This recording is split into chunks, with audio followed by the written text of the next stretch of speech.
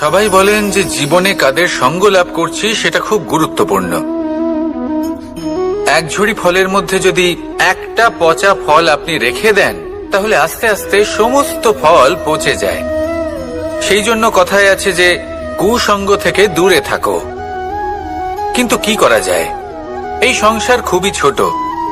যেখানে আমরা কাজ করি, যেখানে আমরা থাকি, যে পথে আমরা আসা যাওয়া করে থাকি, যে পথে আমরা ভ্রমণ করি, সেখানে এমন অনেক সংখ্যক ব্যক্তি থাকেন যাকে দেখে আমরা মনে করি যে এদের থেকে দূরে থাকতে হবে। তখন আমরা কি করতে পারি? তাদের কি আমরা পরিত্যাগ করব? তাহলে এই সংসারে এমন অনেক মানুষ আছেন, তাহলে কি সংসারই পরিত্যাগ করব? না, সেই ফলের মতন হবেন না যারা একটি পচা ফলের উপস্থিতির জন্য নিজেরাও নষ্ট হয়ে যান। বরং হয়ে উঠুন চন্দন বৃক্ষের মতন, যেটা আসলে সাপেদের বাসস্থান, যেখানে অনেক সংখ্যক অত্যন্ত ভয়ানক বিষধর সাপ থাকে। তারপরেও এই চন্দন, সে কিন্তু নিজের শ্রেষ্ঠত্ব হারায় না। এর মূল্য কিন্তু সেই একই থাকে। মনে রাখবেন, এই সংসারে নিজের সঙ্গ বদলানোর পূর্বে নিজেকে বদলান। নিজেকে কিছুটা এমন ভাবে গড়ে তুলুন যে কেউ আসুক না কেন সে যেন আপনাকে বিভ্রান্ত বা দূষিত না করতে পারে। আসুন আমার সাথে ভালোবেসে বলুন, রাধা রাধা। মানুষ জীবনে অনেক ধরনের সুখ লাভ করে, অর্থ সুখ, পরিবারের সুখ, বৈভবের সুখ। কিন্তু এমন একটা সুখ আছে যা বেশিরভাগ মানুষকে প্রভাবিত করে, কিন্তু সেই সুখ তাদের কোনো প্রয়োজনই নেই। সেটা হলো পরনিন্দা সুখ। অর্থাৎ এমন কোনো ব্যক্তিকে নিয়ে নিন্দা করা, তার প্রতি অনুচিত শব্দ প্রয়োগ করা, কারণ সেই ব্যক্তিকে আপনি পছন্দ করেন না। আর এমন অনেক মানুষ আছেন যারা এই কাজ করে খুব আনন্দ লাভ করেন, যেটা করা উচিত নয়। কারণ এতে আপনার সময়, আপনার ঊর্জা, আপনার নিজের অন্তরের ইতিবাচক শক্তি আপনি নষ্ট করে ফেলছেন। আর এই সব কিছুই আপনার প্রয়োজন আছে। যাদেরকে আপনার পছন্দ নয় সেই ব্যক্তির বিষয়ে কথাই বলবেন না। সেই সব ব্যক্তির দিকে মনোনিবেশ করুন যাদের আপনি ভালোবাসেন। সেই সব কাজে মন দিন যেগুলো আপনার ভালো লাগে। সেই বস্তুর দিকে নজর দিন যেগুলো আপনার প্রিয়, নিজের লক্ষ্যের দিকে, এই সব কিছুর দিকে নয়। এমনটা করলে আপনার জীবনে আপনি সেই সব বস্তুর দিকে নজর দিতে পারবেন যারা প্রকৃত অর্থে আপনার জীবন আরো শ্রেষ্ঠ করে তোলে। এমনটাই করুন, জীবন আরো অনেক বেশি সুন্দর হয়ে উঠবে। আর তখন এই মন প্রসন্ন হয়ে বলবে, রাধা রাধা। প্রত্যেক মানুষ নিজের জীবনে দুঃখ অনুভব করেন। প্রত্যেকের দুঃখ আলাদা হতে পারে। কারোর মনে এই দুঃখ থাকে যে সে তার বাবা মায়ের সব ইচ্ছে পূরণ করতে পারেননি। কেউ এটা ভেবে দুঃখ পান যে সে চিরকাল সদাচার করেছেন, সৎকর্ম করেছেন, কিন্তু তাও তাকে দুরাচারী বলে মনে করা হয়। কেউ এটা ভেবেও দুঃখ পান যে তার সামনে যে ব্যক্তি রয়েছেন তার চোখে তিনি শত্রু হয়ে উঠেছেন বা দুষ্ট হয়ে উঠেছেন, যেখানে তিনি হয়তো কোনো অনুচিত কাজই করেননি। এবার এই সমস্ত বিষয় নিয়ে ভেবে নিজের ব্যক্তিত্ব নিয়ে সন্দেহ প্রকাশ করবেন না। যদি নিজের ব্যক্তিত্ব নিয়ে কোনো সন্দেহ থেকে থাকে তাহলে কর্ম সংক্রান্ত প্রশ্ন করুন যে আপনি যা করেছেন তাতে কি উচিত ছিল, কি অনুচিত ছিল। যেটা প্রয়োজন সেটা এটা বোঝার যে আপনার অন্তর্মন, আপনার বিবেক আপনাকে কি বলছে। আর আপনার অন্তর্মন আর আপনার বিবেক আপনাকে যেটা করতে বলবে শুধু সেটাই করুন। আর তারপরে এই সংসার কি বলবে, কি ভাববে সেসব নিয়ে ভাবতে যাবেন না। কারণ এই সংসার তো ঈশ্বরকেও প্রশ্ন করে থাকে, ঈশ্বরকেও দোষী মনে করে। কখনো কখনো যখন কোনো ঘটনা মানুষের ইচ্ছা অনুযায়ী ঘটে না, তখন মানুষ এটা বলে যে হে ঈশ্বর, আপনি আমার পাশে থাকলেন না, আপনি বড়ই কঠোর, এটা আপনার দোষ। যেখানে বেশিরভাগ সময় হয়তো সে নিজেই নিজের কর্মফল ভোগ করছে। আর কখনো কখনো ঈশ্বর হয়তো তার জন্য আরো ভালো কোনো পরিকল্পনা করে রেখেছেন, কিন্তু মানুষ সেটা বুঝতে পারে না। তাই দিনের শেষে যেটা প্রয়োজন সেটা হলো নিজের মনের কথা বুঝতে হবে। আপনার বিবেক কি বলছে শুধু সেটাই করুন আর সামনে এগোতে থাকুন। আমার সাথে ভালোবেসে বলুন, রাধা রাধা। আজ আমরা আবার সাফল্য আর অসফলতার বিষয়ে কথা বলবো। সফল ব্যক্তি কে হয় এবং অসফল ব্যক্তি কে হয়, এই বিষয়ে আমরা আগে অনেকবার কথা বলেছি। প্রত্যেক ব্যক্তি সাফল্য লাভ করতে চান, কিন্তু প্রত্যেক ব্যক্তি সাফল্য লাভের এই কাজে সফল হতে পারেন না। এবার এটা কেন হয়, এর পেছনে কারণটা কি? কারণ হলো ভয়। সফল ব্যক্তি হলেন তিনি যিনি নিজের সিদ্ধান্ত দ্বারা এই সমস্ত সংসারকে বদলে দিয়ে থাকেন, এবং অসফল ব্যক্তি হলেন তিনি যিনি এই সংসারকে দেখে এর বিষয়ে ভেবে নিজের সিদ্ধান্ত বদলে ফেলেন। প্রয়োজন হলো নিজের লক্ষ্যের বিষয়ে ভেবে দেখার, পথের বিষয়ে ভেবে দেখার। একবার যদি আপনি পথ নির্বাচন করে থাকেন, সেই পথে অগ্রসর হতে থাকুন আর তাতে অটল থাকুন। সবসময় দৃঢ় প্রতিজ্ঞ হন। আপনি যদি কোনো পথে টিকে থাকেন আর নিরন্তর পরিশ্রম করতে থাকেন, তবেই আপনার জীবনে সাফল্য আসবে। যদি কথায় কথায় লোকে কি ভাববে, লোকে কি বলবে, একথা ভেবে নিজের সিদ্ধান্ত পাল্টান, তাহলে কখনো নিজের লক্ষ্যে পৌঁছতে পারবেন না। আসুন আমার সাথে ভালোবেসে বলুন, রাধা রাধা। মানুষের 6টি বড় শত্রু রয়েছে, আর এরা অন্য কোথাও নয়, বরং মানুষের অন্তরেই বাস করে। এই 6টি শত্রু হল কাম, ক্রোধ, মোহ, লোভ, ঈর্ষা আর অহংকার। কিন্তু এরা কি চিরকাল আপনার শত্রু হিসেবেই থেকে যায়? এদেরকে নিজের বন্ধু করে তোলা কি সম্ভব নয়? ভেবে দেখুন না। এবার যদি কথা বলি কাম নিয়ে, অর্থাৎ কামনা করা, তাহলে মানুষ যদি জীবনে কামনা করতে থাকে তাহলে সন্তোষের অনুভূতি লাভ করতে পারে না। কিন্তু এই কামনাই মানুষের বন্ধু হয়ে উঠতে পারে। কিভাবে? ধরুন, যদি মানুষ ভাবে আমি আরো অনেক বেশি শ্রেষ্ঠ ব্যক্তি হয়ে উঠতে চাই, আর তার জন্য কর্ম করে, পরিশ্রম করে, তাহলে ভবিষ্যতে গিয়ে শ্রেষ্ঠ ব্যক্তি হয়ে উঠতে পারে কামনার কারণে। অর্থাৎ এই কামনাই ওর বন্ধু হয়ে ওঠে। কিন্তু ধরুন, কোনো মানুষ যদি চায় সে শ্রেষ্ঠ ব্যক্তি হয়ে উঠবে, কিন্তু তার জন্য না কোনো কর্ম করছেন আর না কোনো পরিশ্রম করছেন, আর অধর্মের পথে চলতে শুরু করে দেন, তাহলে এই কামনাই তার শত্রু হয়ে উঠতে পারে।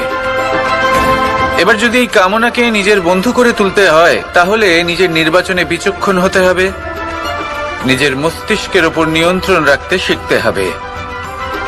সেটাই করুন আর আমার সাথে ভালোবেসে বলুন, রাধা রাধা। আজ আমরা মানুষের আরো একটি শত্রুর বিষয়ে কথা বলবো, যার নাম হলো লোভ। যে কোনো বস্তুকে অত্যাধিক লাভ করার যে বাসনা, যতটা লাভ করেছি ততটা যথেষ্ট নয়, আমার আরো চাই, আরো চাই, একেই বলে লোভ। এবার এই লোভ আপনার জীবনে শুভ না অশুভ, আপনার মিত্র নাকি আপনার শত্রু, সেটাও নির্ভর করছে আপনার ওপর। যেমন ধরুন, কোনো ব্যক্তির অসম্ভব ধনের লোভ, সে সেটা অর্জন করছে আর সেটা সংগ্রহ করছে, আর সেটা লাভ করার জন্য সে অনৈতিক কাজ করছে। যদি এই সব হতে থাকে, তাহলে লোভ কিন্তু আপনার পক্ষে অত্যন্ত ক্ষতিকারক। কিন্তু যদি সেই ব্যক্তি ধরুন ধন অর্জন করছেন, তার সাথে নীতিও পালন করছেন, আর সংগ্রহ করার পরে সেটা সংসারে ছড়িয়ে দিচ্ছেন, যদি এমনটা হয়, তাহলে এই লোভ আপনার বন্ধু হয়ে উঠতে পারে। যদি আপনার সৎসঙ্গ লাভ করার, সৎকর্ম করার লোভ থাকে, তাহলে আপনি কখনো একা থাকবেন না। যদি ভালোবাসা প্রদান করার লোভ থাকে, এই সংসারকে সাহায্য করার লোভ থাকে, তাহলে এই লোভ, যা সংসারের শত্রু, সেটা কিন্তু আপনার সাথে পরমাত্মার মিলন ঘটাতে পারে। এবার এই লোভকে নিজের মিত্র করে তুলবেন নাকি শত্রু করে তুলবেন, সেই সিদ্ধান্ত আপনারই। আসুন আমার সাথে ভালোবেসে বলুন, রাধা রাধা। কখনো এই প্রকৃতির দিকে তাকিয়ে থাকবেন। এই প্রকৃতি অনেক ধরনের শিক্ষা দেয়। কোন একটা গাছকে দেখুন কিভাবে সে মাটি থেকে জল শুষে নেয়। সে ঝড় হোক বা হোক কড়া রোদ সব সহ্য করে এবং অবশেষে সে ফল ধারণ করে। আর সেই ফল উৎপন্ন করার পরে সে ফল কিন্তু সে নিজে গ্রহণ করে না, এই সংসারকে প্রদান করে, যাতে পশু পাখি মানুষ তারা এই ফল গ্রহণ করে শক্তিশালী হয়ে উঠতে পারে, সুস্থ থাকতে পারে। সেভাবেই নদী, সরোবর এরা নিজেরাও কিন্তু নিজেদের জল গ্রহণ করে না, মাটিকে প্রদান করে, পশু পাখিকে প্রদান করে। সূর্য নিজেও নিজের জন্য প্রজ্বলিত হয় না, সে প্রকাশ ছড়িয়ে দিতে চায় আমাদের সবার কাছে, সে আলো পৌঁছে দিতে চায়। এই প্রত্যেকের কর্মে পরমার্থ নিহিত আছে, আর সেই জন্যই এদের সকলকে পুজো করা হয়। তাই মনে রাখবেন, আপনার কাছে জীবন যাপনের অতিরিক্ত যা কিছুই আছে তা পরমার্থের জন্য। তাহলে তার সদ্ব্যবহার করুন আর আমার সাথে ভালোবেসে বলুন, রাধা রাধা। পরিবর্তন, এটা হলো সৃষ্টির অমূল্য নিয়ম। এই সংসারে সবকিছু সময়ান্তরে পরিবর্তিত হয়, এই সময়ও পরিবর্তিত হয়। পরিবর্তন চিরকাল হয়ে এসেছে আর চিরকাল হতে থাকবে। কিন্তু এবার আমরা সেই পরিবর্তন কিভাবে লাভ করব যেটা আমাদের প্রয়োজন, যেটা আমরা চাই। আমরা জীবনে বিকাশ চাই। এই বিকাশ কিভাবে লাভ করতে পারি? এই প্রকৃতি কিন্তু আমাদের অত্যন্ত উত্তম উদাহরণ দিয়ে বুঝিয়েছে। একটি বিন্দুর উদাহরণ দিয়েছে যা ভবিষ্যতে একটা বিশাল নদীর আকার ধারণ করে। এটা কিভাবে হয়? মেঘ থেকে একটি বিন্দু ঝরে পড়ে সেই পর্বতের ওপর যেখানে হিম আছে। সেই হিমের সংস্পর্শে আসা মাত্র সেই বিন্দুর সাথে আরো বেশ কিছু বিন্দু যুক্ত হয়, তারপর তারা অগ্রসর হয়, আরো কিছু বিন্দু যুক্ত হয়, আস্তে আস্তে একটা ক্ষীণ ধারার রূপ ধারণ করে এবং সেটাই ভবিষ্যতে আরো এগোতে থাকে। অনেকটা যাওয়ার পর যখন অনেক সংখ্যক বিন্দু একসাথে যুক্ত হয় তখন সেটা বিশাল নদীর আকার ধারণ করে। এবার আমরা মানুষ বলে আমাদের সাথে এই নিয়মের অন্যথা হয় তা নয়। আমরাও এই প্রকৃতির অংশ, আমাদের ক্ষেত্রেও একই নিয়ম প্রযোজ্য।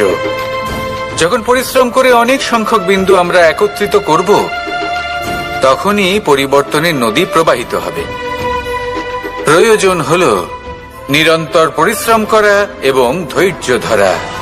এটা করতে থাকুন, জীবনে সবকিছু লাভ করতে পারবেন। কারণ প্রকৃতি আমাদের এটাই শিখিয়েছে, আর আমরা এই ব্রহ্মরই একটি অংশ, যার দ্বারা এই ব্রহ্মাণ্ড নির্মিত। আসুন আমার সাথে ভালোবেসে বলুন, রাধা রাধা। আমরা সকলে সামাজিক জীব। মানুষের সাথে দেখা সাক্ষাৎ করা এটা চিরকালই চলতে থাকে। আমরা কখনো কাউকে উপহার দিই, আবার কখনো কেউ আমাদের উপহার দেয়। কখনো কি এমন হয়েছে যে আপনি কাউকে একটা উপহার দিয়েছেন, কিছু সময় পরে বা কিছু মাস পরে সেই উপহারই ঘুরে ফিরে আপনার কাছেই এসেছে, অর্থাৎ সেই বস্তুটাই আপনার কাছে আবার ফিরে এলো? এরকম হয়। ছেলেবেলায় একদিন একজনের বিবাহ ছিল, তখন মা তাকে একটা উপহার দিতে চাইছিলেন। তাই তিনি একটা পোশাক বানালেন আর সেটাকে সুসজ্জিত করছিলেন। আমি দেখলাম আর জিজ্ঞেস করলাম যে মা, এই পোশাক এত সুসজ্জিত করার কি আছে? তখন মা বললেন যে কানাই, কখনো কাউকে এমনই উপহার দেবে, এমন প্রকারে দেবে যে সেটা যদি আবার ঘুরে ফিরে তোমার কাছে ফিরে আসে তাহলে যেন তোমার খারাপ না লাগে। এটাই কিন্তু হয় আমাদের ব্যবহারের সাথে, কর্মের সাথেও এবং আমাদের কথার সাথেও। তেমনই আচরণ করবেন যে আচরণ আপনি সহ্য করতে পারবেন। যদি মুখ থেকে কটু কথা বেরোতে থাকে তখন নিজেকে সংযত করে নিন। সেই শব্দই প্রয়োগ করুন যেটা আপনি তার বদলে শুনতে চাইবেন এবং আপনার দুঃখও হবে না। কারণ আপনার কর্ম এমন একটা উপহার যেটা আবার ঘুরে ফিরে ফলস্বরূপ আপনার কাছেই আসবে। সেই জন্য নিজের আচরণ শুভ করুন, নিজের মানসিকতা শুভ করুন, নিজের মুখ থেকে মধুর বাণী নিঃসৃত করুন, আর এইভাবেই মধুর ভাবে বলুন রাধা রাধা। এই সংসারে প্রত্যেকটা জিনিসের নিজস্ব একটা বিশেষত্ব আছে, আর তার বিশেষত্বর জন্যই তাকে বিশেষ গুরুত্ব দেওয়া হয়। যদি কথা বলি অস্ত্রের, যেমন তরোয়াল, তরোয়াল নির্মাণ করা হয়েছে রক্ষার জন্য। কত তাড়াতাড়ি সে সামনে উপস্থিত শত্রুকে নিধন করতে পারে। এবার এই তরোয়ালের কোন গুণটা দেখা প্রয়োজন? সেটার ধার। সেই বস্তুটি নয় যার মধ্যে এই তরোয়াল রাখা হয়। সেইভাবেই যদি আমি কথা বলি বাণের, তাহলে এটা প্রয়োজনীয় নয় যে সেই বাণ কতটা তীক্ষ্ণ, কতটা বলশালী। এটা দেখা প্রয়োজন যে তার আকারটা কেমন। সে কি বাতাস ভেদ করে নিজের লক্ষ্যে পৌঁছতে পারবে? সেটা বেশি গুরুত্বপূর্ণ। সেই জায়গাটা নয় যেখানে সেই বাণ রাখা হয়। ঠিক সেইভাবে যদি আপনি কোনো মানুষেরই মূল্য বুঝতে চান, তাকে পরখ করে দেখতে চান, তাহলে তার জাতি, তার ধর্ম, তার রূপ, তার আকার, সেগুলো দেখে তাকে পরখ করতে চেষ্টা করবেন না। তাকে পরখ এই সব কিছুর ভিত্তিতে করবেন না। তার স্বভাবটা দেখুন, তার গুণ দেখুন, তার প্রতিভা দেখুন, তার কর্ম দেখুন, কারণ এটাই সেই ব্যক্তির আসল পরিচয়। এটাই হলো তার অস্তিত্ব। যখনই আপনি কোনো নর্তককে শ্রেষ্ঠ নৃত্য প্রদর্শন করতে দেখেন, তখন আপনি কিন্তু এটা ভাবেন না যে সে কোথা থেকে এসেছে, সে কি খায়, ওর বন্ধু বান্ধব কারা। আপনি তার নৃত্য দেখেন, ওর শিল্প দেখেন, সেটারই প্রশংসা করেন, সেটাকেই সম্মান করেন। সেইভাবে এই সংসারে সকলকে সম্মান করুন, আর এই সম্মানের আধার হওয়া উচিত তার গুণ, তার স্বভাব, তার কর্ম, তার রূপ আর তার বেশভূষা নয়। আসুন আমার সাথে ভালোবেসে বলুন রাধা রাধা। এই সংসার বলে যে কৃষ্ণ হলো মহাযোগী, কেউ বলে যে কৃষ্ণ হলো সাংখ্য যোগের প্রবর্তক, কেউ বলে ভক্তি যোগের, কেউ বলে জ্ঞান যোগের, কেউ কেউ এটা মনে করেন যে অষ্টাঙ্গ যোগের প্রভু হলাম আমি। কিন্তু এই যোগ আসলে কি?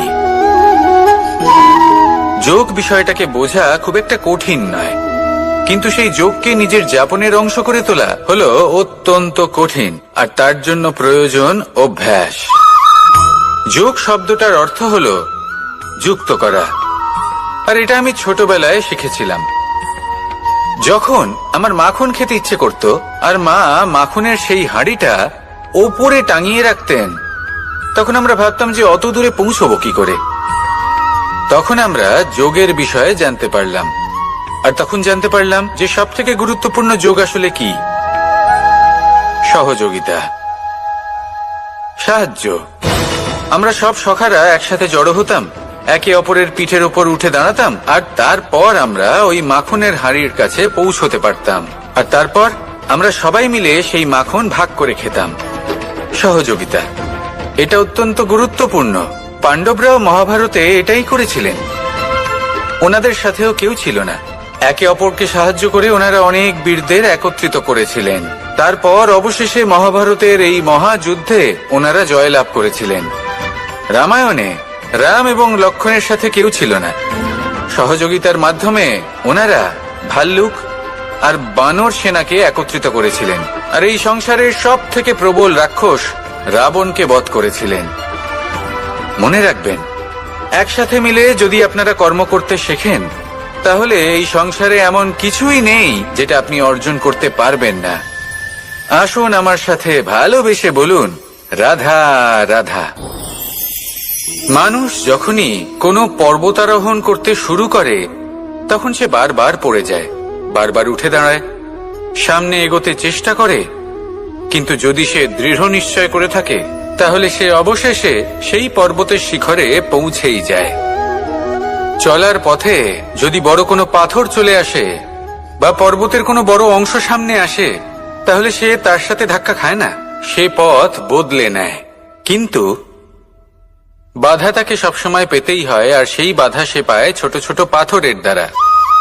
তাদের উপর পা পড়লে তার পা পিছলে যায় আর সে পড়ে যায়।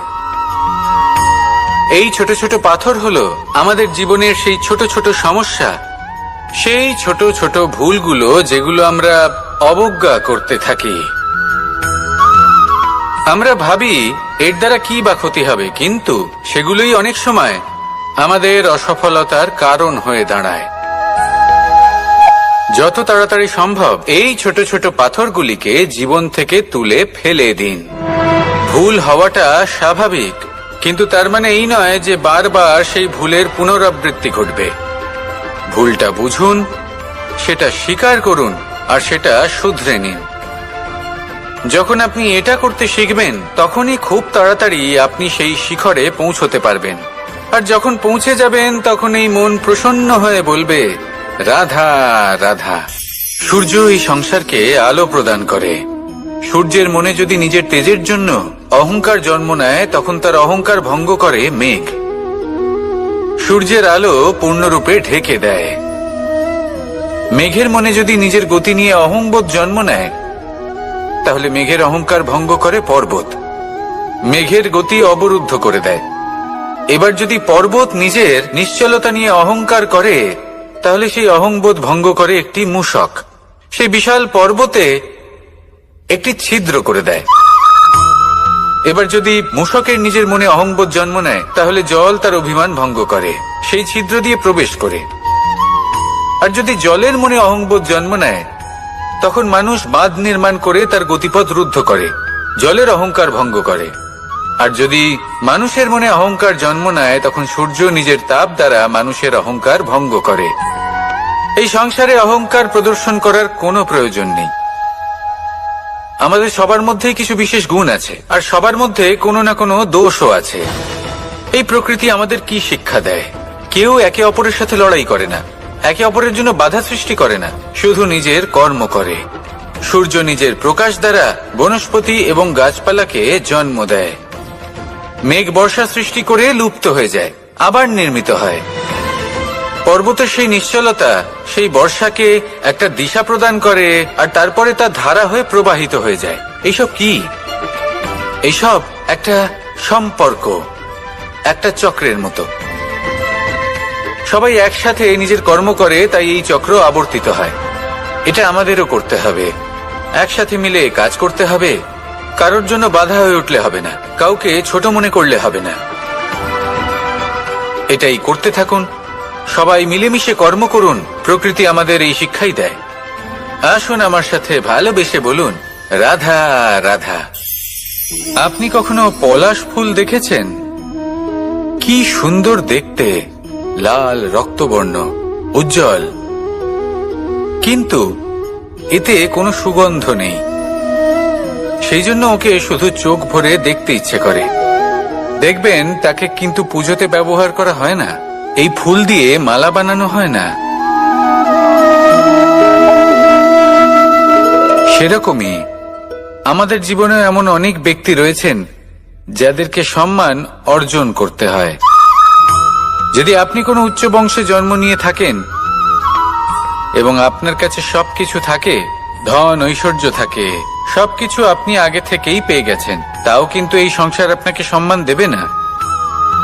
ততক্ষণ পর্যন্ত দেবে না যতক্ষণ না আপনি নিজের অন্তরে গুণ জাগ্রত করছেন, শ্রেষ্ঠ কর্ম করছেন, নিজের অন্তরে ইতিবাচক মনোভাবের এই সুবাস জাগ্রত করছেন। যদি এসব কিছু করেন, তাহলেই এই সংসার আপনাকে সম্মান দেবে। এবার এটা আপনার উপরে নির্ভরশীল যে আপনি কি পলাশ ফুলের মতো হতে চান, নাকি অন্য কোনো ফুল হয়ে উঠতে চান যার সুবাস আছে, যে নিজের সুবাস এই সারা পৃথিবীতে ছড়িয়ে দেয়। আসুন আমার সাথে ভালোবেসে বলুন, রাধা রাধা। সংসারে এমন অনেক ব্যক্তি আছেন যারা নিজেদের প্রসন্নতার জন্য স্বার্থপরতার সীমা পার করে যেতে পারেন। নিজে সুখ লাভ করার জন্য অন্যকে দুঃখ দিতে পারেন। ওনাদের কারোর প্রতি কোনো টান নেই, না সমাজের প্রতি, না আপনজনদের প্রতি, না ঈশ্বরের প্রতি। এবার দেখুন, মানুষ যদি কাউকে ভয় নাও পায়, তাও নিজের কর্মের কথা মনে করে অবশ্যই ভয় পাওয়া উচিত। কারণ আপনি যা কর্মই করুন তার ফল নিজে থেকে আপনার কাছে আসবেই, নিশ্চিত রূপে আসবে।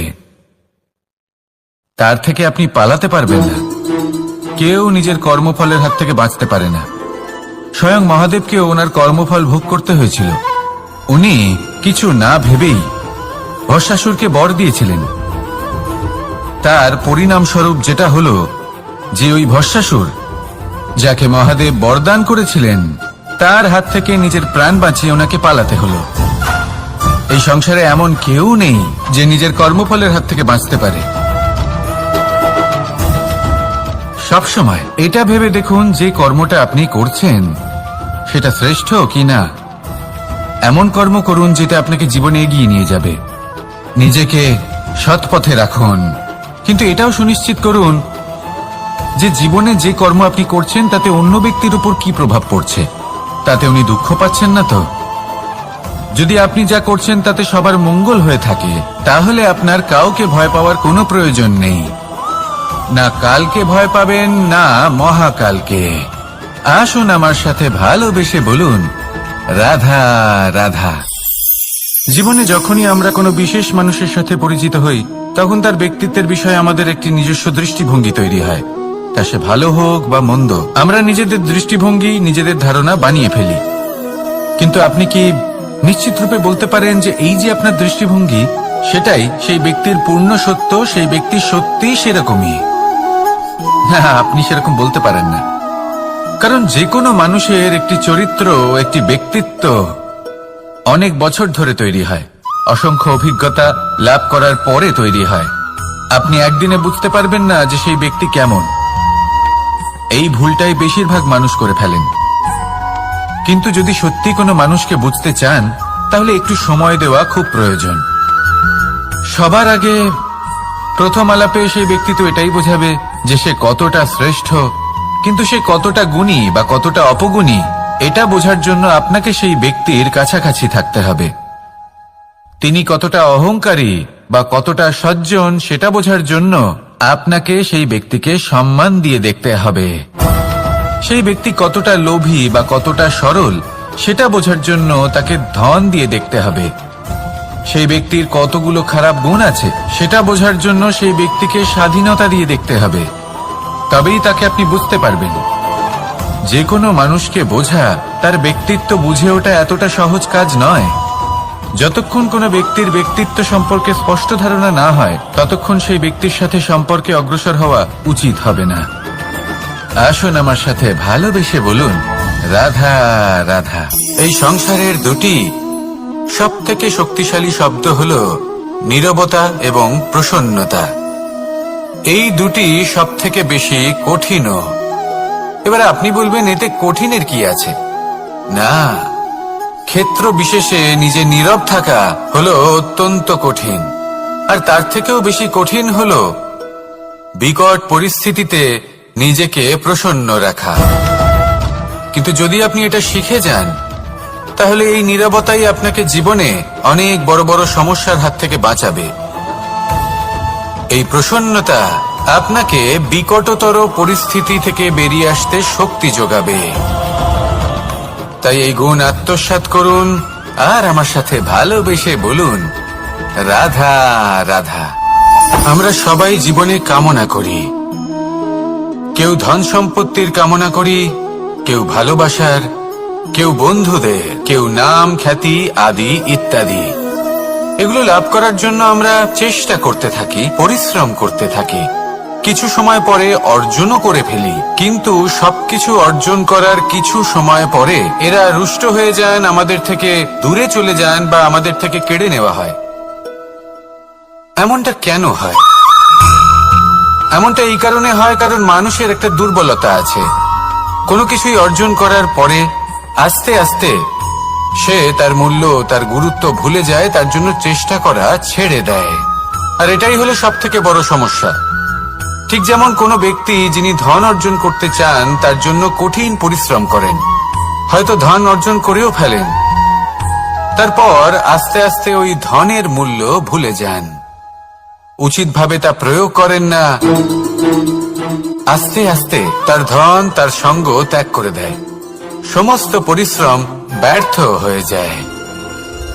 সেই জন্য মনে রাখবেন, এই সংসারে কিছু অর্জন করা অত্যন্ত কঠিন ব্যাপার, কিন্তু তার থেকেও বেশি কঠিন হলো সেটা নিজের সাথে ধরে রাখা।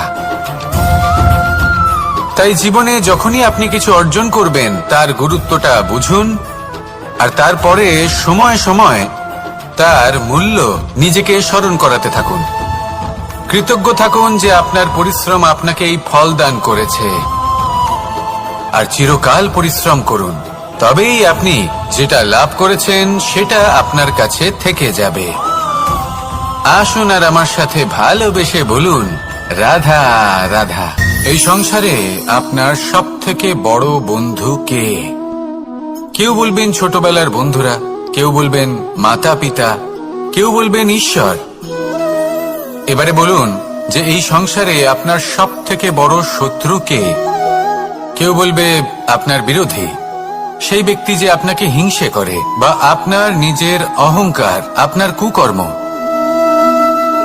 আমি বলবো যে এই সংসারে আপনার সব থেকে বড় বন্ধু হলো আপনার নিজের মন। এই চঞ্চল মনকে যদি আপনি নিয়ন্ত্রণ করতে শিখতে পারেন, তাহলে এর থেকে বড় বন্ধু এই সংসারে আপনি কোথাও পাবেন না। সেখানেই যদি এই মন আপনাকে বশ করে ফেলে, তাহলে সংসারে এর থেকে বড় শত্রুও আপনি কোথাও পাবেন না। সেই জন্য এই সংসারকে নিয়ন্ত্রণ করার চেষ্টা ত্যাগ করুন। প্রথমে এই মনকে নিয়ন্ত্রণ করতে শিখে যান, তাহলে এই জীবন নিজে থেকেই সাফল্যের পথে অগ্রসর হবে। আর তখন এই মন প্রসন্ন হয়ে বলবে, রাধা রাধা। সংসারে যদি আপনি শুভ কিছু অর্জন করতে চান, তাহলে দুটি পথ আছে। প্রথম হলো ধর্ম, আর দ্বিতীয় হলো কর্ম। কিছু ব্যক্তি এমন কথাও বলেন যে আমরা তো ধর্মের পথেই অগ্রসর ছিলাম, আমরা তো লক্ষ্য প্রাপ্ত করতে পারলাম না, বরং আমাদের নিন্দা হলো। এবার এরকমটা ঠিক কেন হয়? এরকম এই কারণে হয়, কারণ দেখতে গেলে ধর্ম সবসময় আমাদের এমন পথ দেখায় যেটা আমাদের একটা শুভ লক্ষ্য প্রাপ্তিতে সাহায্য করে, কিন্তু সেই লক্ষ্যে আমাদের পৌঁছতে হবে নিজেদের কর্ম দ্বারা। যদি আপনি ধর্মের পথে অগ্রসর হয়ে থাকেন, তাহলে আপনাকে কর্মও করতে হবে। যদি ধর্মের পথে চলেন কিন্তু কর্ম না করেন, তাহলে লক্ষ্য প্রাপ্তি হবে না। ঠিক সেইভাবেই যদি আপনি কর্ম করতে থাকেন কিন্তু ধর্মের পথে না চলেন, তাও লক্ষ্য প্রাপ্তি হবে না।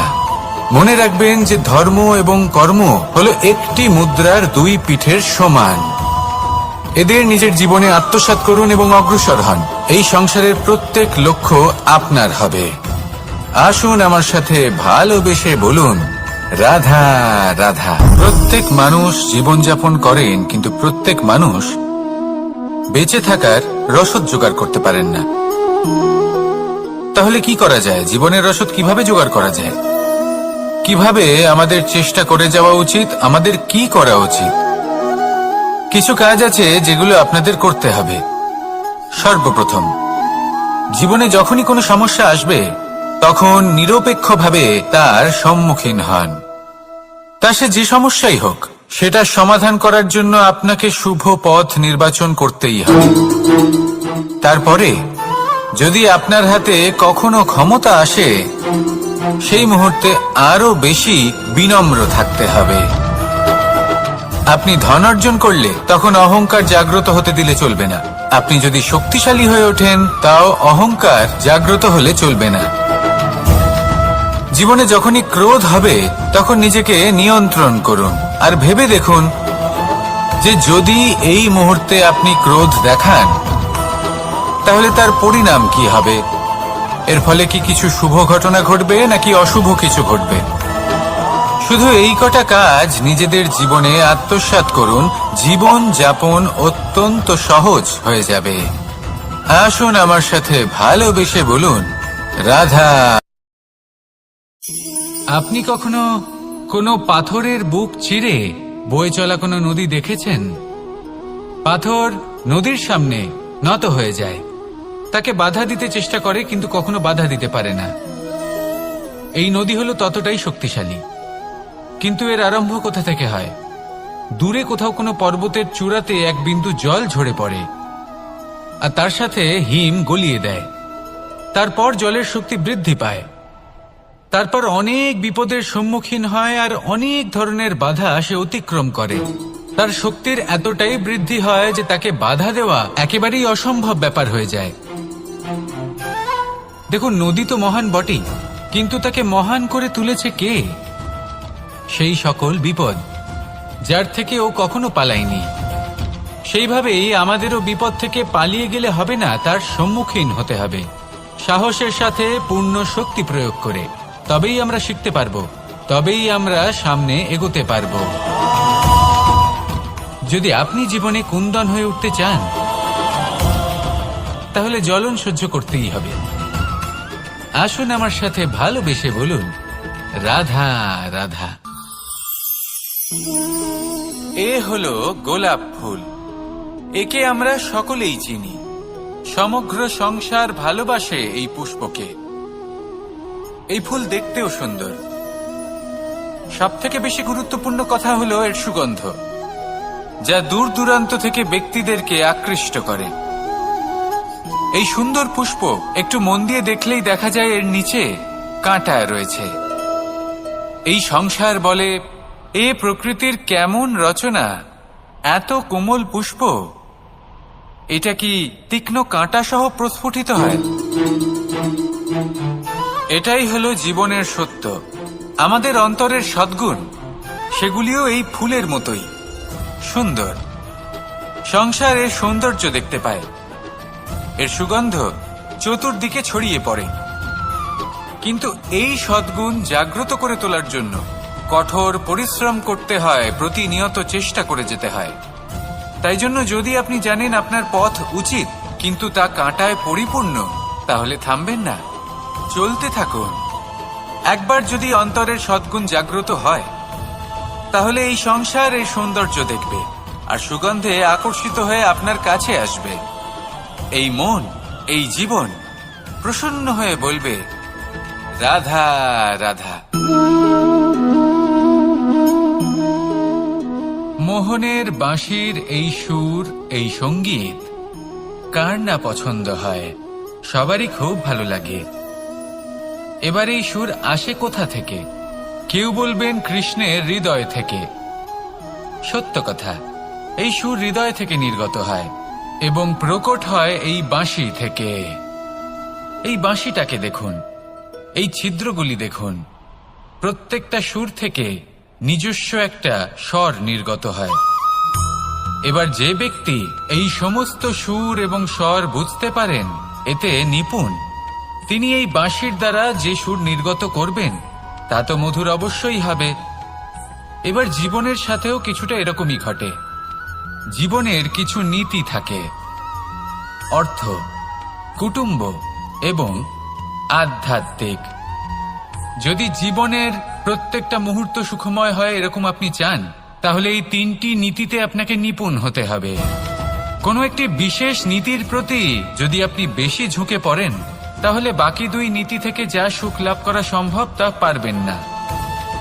ধন অর্জন করতে হবে পরিবারের জন্য, পরিবারের সুখ মনের শান্তির জন্য, মনে শান্তির প্রয়োজন মনের শুদ্ধতার জন্য। যখন এই মন শুদ্ধ হবে, জীবন শুদ্ধ হবে, পবিত্র হবে, সুন্দর হবে এবং ভালোবেসে বলবে, রাধা রাধা। জল, এ হলো জীবনের আধার, পঞ্চতত্ত্বের মধ্যে একটি, আর অত্যন্ত বিশেষ। এর থেকে অনেক বড় শিক্ষা পাওয়া যায়। এই জল, গন্তব্যের বিষয়ে এর স্পষ্ট ধারণা আছে। ও জানে ওর লক্ষ্য কি, আর প্রয়াস করে ততদূর সে পৌঁছেও যায়। এটি পর্বত থেকে বয়ে নিচে নেমে আসে, নদীর সাথে সমাহিত হয়ে তার সাথে বয়ে চলে, চিরসবুজ বনানী গড়ে তোলে, প্রাণীদের তৃষ্ণা নিবারণ করে, সামনে এগিয়ে চলে, মানুষের সাথে মিলিত হয়। যারা একে বাঁধের মধ্যে বেঁধে রাখতে চেষ্টা করে, সে বন্দি দশাতেও থেকে যায়, মানুষের কল্যাণ করে। তারপর বাঁধ থেকে মুক্তি পেয়ে এগিয়ে চলে। কোথাও ধাক্কা খায়, কোথাও বাধা পড়ে, কোথাও যদি পথ খুঁজে না পায় তাহলে পথ খুঁজেই নেয়, আর যেখানে পথ থাকে না সেখানে পথ বানিয়ে নেয়, আর শেষ পর্যন্ত নিজের লক্ষ্যে পৌঁছেই যায়, অর্থাৎ সমুদ্রে গিয়ে সমাহিত হয়ে যায়। আমাদেরও কিছুটা এরকমই হয়ে উঠতে হবে। যেখানেই যাবেন সকলের কল্যাণ করুন, সামনে এগোন। আপনি কোথাও পড়ে গেলে, ধাক্কা খেলে আঘাত লাগবেই, উত্থান পতন লেগেই থাকে। সামনে এগোতে থাকুন। কোথাও পথ না পেলে তা খুঁজে নিন, কোথাও পথ না থাকলে তা বানিয়ে নিন। নিজের গন্তব্যের কথা সব সময় মনে রাখুন। শেষ পর্যন্ত নিজের মোক্ষ লাভ আপনি অবশ্যই করবেন। আর আমার সাথে ভালোবেসে বলুন, রাধা রাধা। জীবনের প্রত্যেক মুহূর্ত আমাদের কিছু না কিছু শিক্ষা দেয়, নির্ভর করছে আমাদের দৃষ্টিভঙ্গির উপর।